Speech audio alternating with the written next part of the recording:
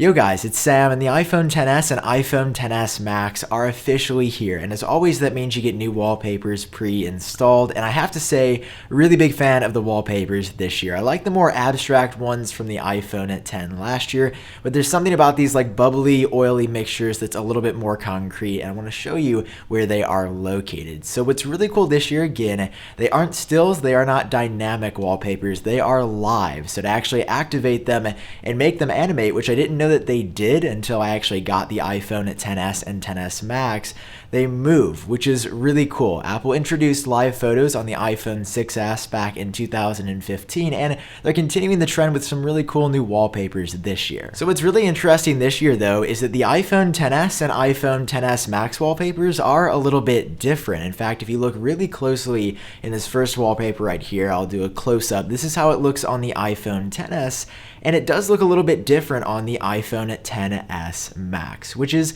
weird. I didn't think Apple would actually be using two different sets of similar wallpapers across both of these devices, but there are some different wallpapers here. So starting with the iPhone XS, here is your live photo look at this green planet. It looks so cool. This is really made to color match the space gray iPhone, and once again, like the animation here, it's from Apple, so it's next level. It looks absolutely incredible. This one actually is the wallpaper that leaked, but we did not see it in motion until now. This is for the new gold iPhone XS, and it looks really great. Of course, whether you go with silver, space gray, or gold, you're getting all three of these wallpapers on your brand new iPhone XS, and unfortunately, there's no way to really get the live photo on an older device, but if you want stills of these on the iPhone 7 or 8 or any iPhone, I'll leave a link to my website down below. Finally, the last one right here is for silver.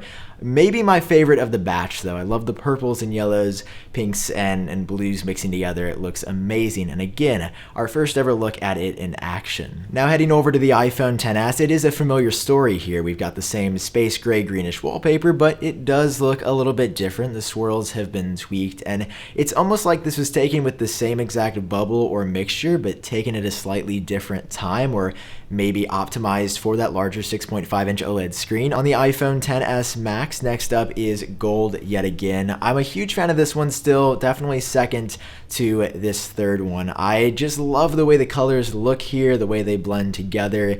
Apple did a great job here, whoever they hired or commissioned to make this.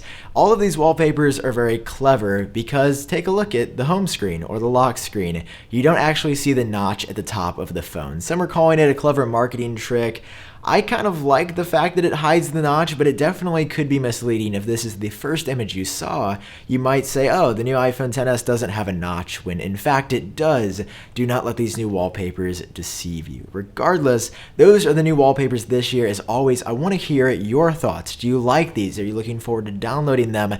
I know I'm definitely going to be running these on my iPhone XS and XS Max models, and maybe even the XR in the future, because I think they look fantastic this year, as they always do, but I'm just especially a fan of these oily, bubbly mixtures. Alright, that's all for this video. If you enjoyed watching, drop a like, and of course subscribe for more on the iPhone XS and XR in the future. I've been Sam, I hope you're doing great, and I'll talk to you in my next video.